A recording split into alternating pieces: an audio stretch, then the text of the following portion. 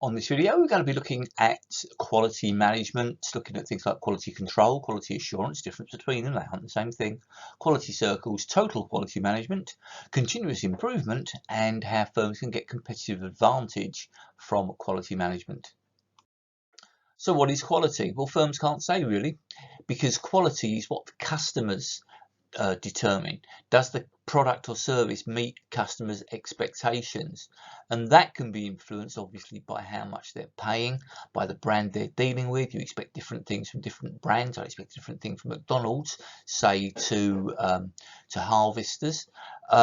Their personal expectations or experience. So if you are used to ordering stuff and receiving it within a couple of days, and a particular firm takes 6, 7 or 8 days, that is going to perceive things. Even if in the past 6, 7 or 8 days was okay, customers' perception has changed.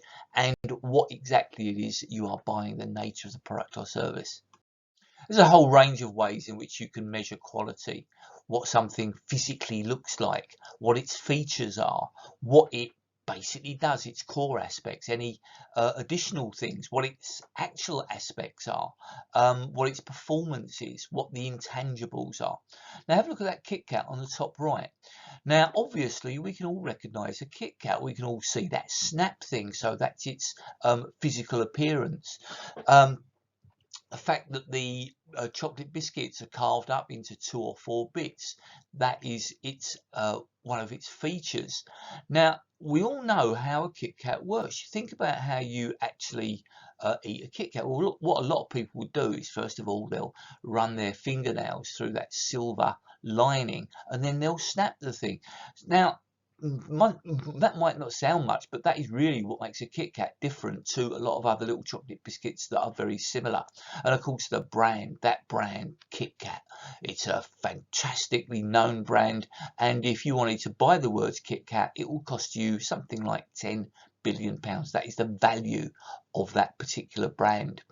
On the other hand, look at something like, say, internet connections. Well, the aesthetics aren't that great. Features, well, obviously there we're going to be looking for performance, reliability, that internet server does not let you down. There could be some human resource aspects. Certain places it's the staff that's important, so friendliness of staff, how quickly they serve you, how efficient they are, their knowledge. You go to somewhere like, say, Curry's, and you ask about something, and you expect to get some technical knowledge from the staff there. How clean is the place? You're going to be put off if it's a bit dirty or grubby, and the appearance of the environment. So how can you improve quality? Well, one, you can get better staff, you can train up your staff, you can motivate your staff. You can engage in market research to find out what customers' expectations are, because if it's the customer that determines quality, we need to know what the customer is thinking. You can use more technology or better technology maybe to improve your speed of service. You can integrate your work with your suppliers, so you work with them to make sure that if you have got to deliver something on time, they perhaps have got to deliver to you on time. Or you can change your quality systems, by which we mean quality control, quality circles, quality assurance, and total quality management, whatever they mean. Quality control is where the firm has a system where a good or service is checked prior to delivery to the customer. In other words, it's checked at the end of the process to try to make sure that the customer doesn't receive something faulty. Frequently, it involves inspections. So for many years, Ofsted, when they came in, they were effectively doing a quality control system, where they were sitting at the back looking at your lesson and saying, well, this was good or this was bad.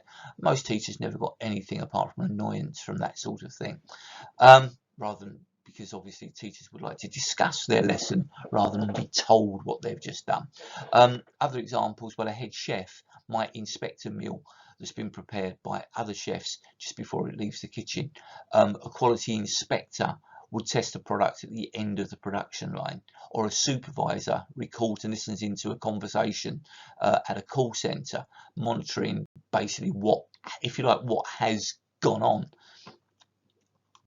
So what pluses? Well, obviously, it means you're monitoring quality. It should prevent faulty products from reaching the customer. If you see the same problem occurring on a number of different occasions, then you can step in and deal with those problems. The inspector has got responsibility. Normally the inspector would be someone in a more senior management position, and often the systems are relatively strong, relatively robust. And the minuses, well, it's a little bit demotivating for the operatives, to spend time doing something and then have someone saying, well, no, it's a bit rubbish really, isn't it? We can't have that going out. Obviously, it does require specialist or additional personnel, say, because you need the inspectors. And it will potentially cause waste because you're identifying problems at the end of the process, not during the process, which means that you might have to, say, throw away that meal. Quality assurance is not the same as quality control, because with quality assurance, you don't wait for the end of the process to find out you've done something wrong. You check things at every stage of that process. So, for example, a sauce chef tastes the sauce before passing it to the chef who's in charge of the dish as a whole. So each operative takes responsibility for their stage of the process before passing it along to the next stage. Now, you might set up a quality assurance system, which will set up a process to monitor and follow that, and that's called total quality management often. And you might get accreditation from an outside body if your systems are particularly good. For example, ISO 9000. Well, what are the pluses? Well, because you're picking up faults as they happen, you are reducing waste. You're giving workers responsibility. Now, that may be a means of motivating them. Your aim is to completely eliminate defects. You've got to have clear systems in place, and because you are checking at every stage, there's less chance of a faulty product sneaking through to the customer. What about the minuses? Well, obviously, staff will need to be trained in those processes. They might be demotivated. The firm might think, hey, we're giving these workers responsibility. The workers might feel as if they're being pressured. It might actually slow down production because you're picking up faults and checking at every stage, which could mean lower labour productivity, which would mean higher unit labour costs. And of course, setting up those systems and procedures will be costly. So there are some minuses as well as some pluses. Many firms use quality circles. Tesco, for example, will have regular quality circle meetings of staff in stores. So they are groups of workers who meet on a regular basis to discuss work issues. And the aim is probably not that difficult to work out, is to improve quality. Now, because you're involving the workers who actually produce the good or service, those are the people that understand what is going on. So they should be in the best place to identify problems and work out improvements to those problems. They would then feed their recommendations back to management, which should lead to increased employee participation, which should be a bit motivating for the workers, because the workers can see that they are making suggestions which are acted upon that actually improve what they are doing. A jargon that we see quite a lot is total quality management. So that sees quality as the responsibility not of management but of every employee, and each employee is a link in the quality chain, and they treat the next link, in other words the next group of workers, as if they were an external customer. So they give them the same level of service, at least the aim is that they do that, as you would give to an external customer, and you will only pass your product on to that next customer if it is right, and the aim is to get it right first time. A number of firms have introduced what's called Kaizen groups, comes from Japan. It's where small, frequent improvements are made in every aspect of production. As I say, Tesco do that. Why do you think about that Tesco's logo? Every little helps. So if they can make small improvements, that actually meets their term, the term that they use.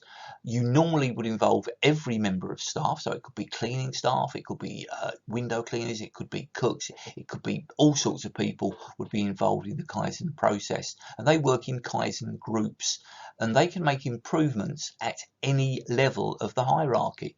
So it's quite possible that you could have workers telling managers how they can improve things, or vice versa, but everyone is basically treated on a relatively equal basis.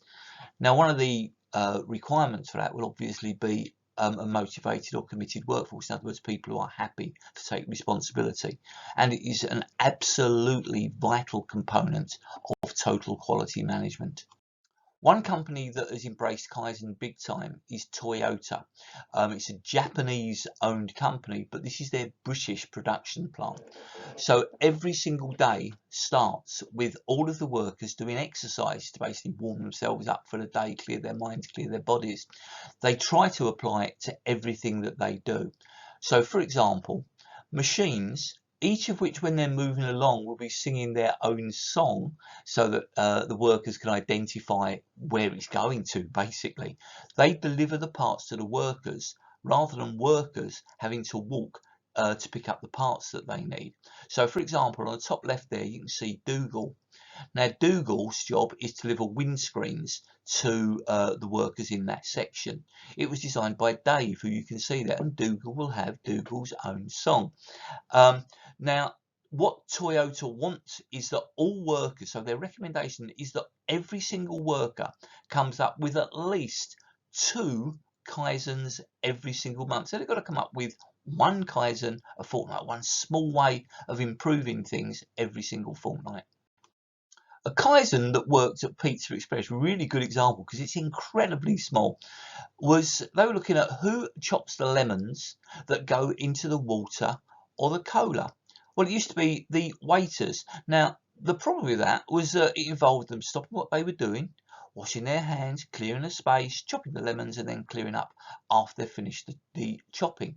And one of the chefs, literally one of the chefs, a relatively low-paid chef who works at Pizza Express, said, well, hang on, we chop things all the time. We're used to doing that.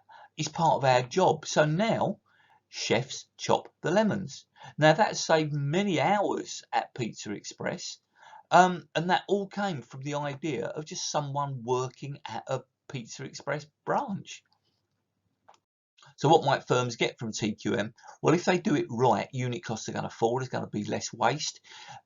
Because you're checking things at every stage, there should be an improved image to the customer, which could improve your reputation and give you positive word of mouth.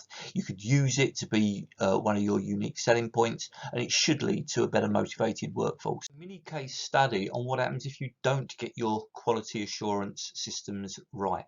So we're looking at a relatively small company formed in 2009 following the ideas of that woman that you can see there, Lucinda. The company's called Genius Foods Limited, and their big thing, if you like, their unique selling point is that they have gluten-free food, gluten-free loaves, gluten-free other types of food.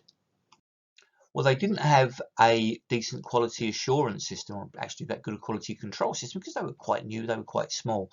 And so for them, one of the worst things that could happen is that their food actually contained a small amount of gluten. Not all their food, you just need some of your food to do that.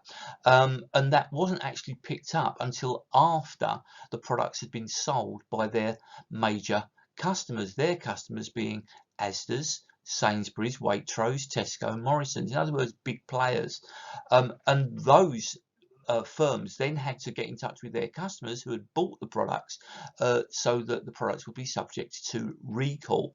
And again, you can see there on the left hand side how a company like Waitrose engages in its product recall, so it will call back different products on different days.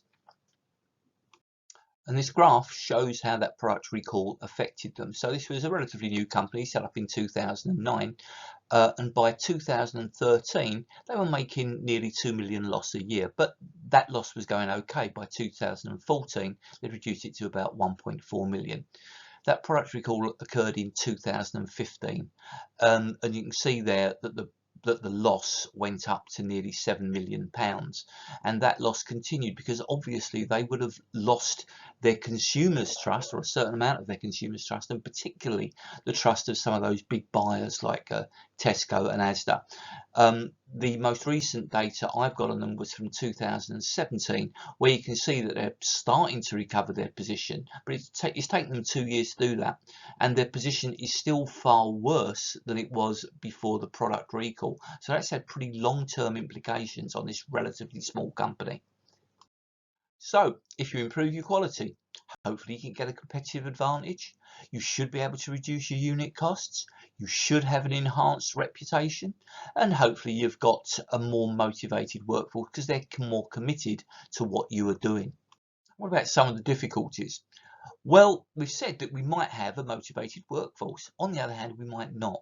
Workers might not want the changes that are being brought in, and they may well resist those changes, or they may well be unable to sort of think in a different way. A lot of that is going to depend upon how that is handled. We've said on the left-hand side it might reduce unit costs, but it might increase them. We've got to train up our staff into new ways of thinking, or in fact, potentially just thinking. We've got to test the systems, and we've got to implement those new systems. So we're making relatively small changes, which might have advantages, but the advantages may well be so small that it doesn't justify the amount of resource being used to produce them. It will rely on establishing good relationships with our suppliers, and of course, if we're going to continue to do it and continue to improve quality, then that means that we've got to be continuously monitoring and reviewing stuff, and that itself is going to take up resources. That seems like a reasonable place to finish.